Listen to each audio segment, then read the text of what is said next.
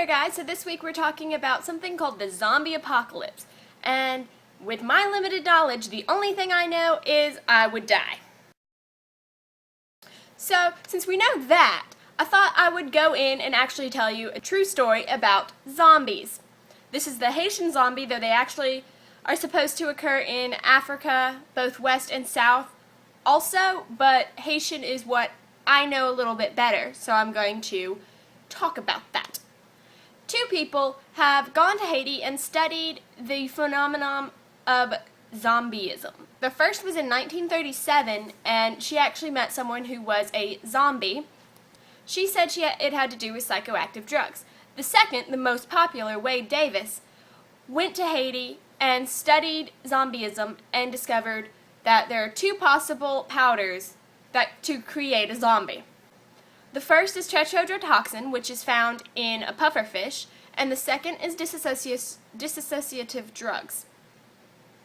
The first is a poison that is often deadly and creates a coma-like state. It is possible, if done correctly, it can create a death-like state and a full revival after. Some say that this is not a viable option because the tetrodotoxin most often creates death or numbness or various other things of this nature, and do not actually create rigid movements and lethargy and things that are believed to be part of zombieism.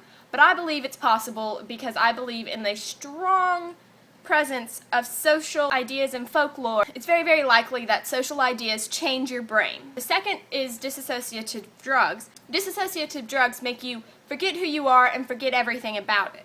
You disassociate from your life and even from your society sometimes. The people who say it's not possible because tetrodotoxin doesn't create a zombie state after being awoken, but they don't think about the idea of what society does to your brain and what being told this can happen actually makes you believe it true. Some zombies say they remember portions of being buried or their funeral or things like that, so when they awake, they know they are dead. When you wake up and you're in a coffin underground and you assume you are dead, and then someone comes up, tells you they are your Bokor, your master, your sorcerer, and that you are a zombie, because you've been taught from childhood that this is possible, it's quite likely you can believe it. And because they've been told, this is what zombies do, this is how they act, this is what they sound like, that's what you assume is your new position. And dissociative drugs actually makes that easier for you to do, because you have disassociated from the life you knew before, so you have to come up with something to replace it.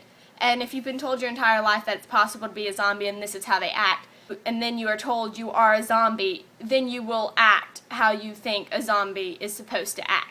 So I think this is a viable option, and this isn't Haitian voodoo, so you can go to Wikipedia and check all that out. It gives you much more information about zombies in the media and zombies in Western and Southern Africa, and it's all just really interesting, so I will link that below. And that is all I have to input on the whole zombie field.